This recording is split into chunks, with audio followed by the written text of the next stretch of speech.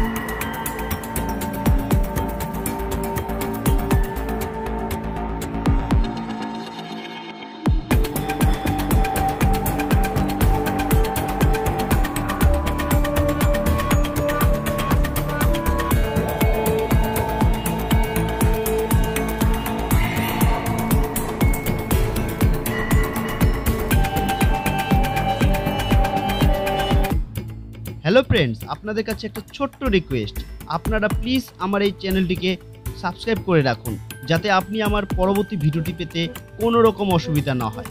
আর হ্যাঁ, আপনারা অবশ্যই জানান আপনি কোন বিধানসভার অন্তর্গত এবং কোন দলকে সাপোর্ট করেন, জানান আমার কমেন্ট বক্সে।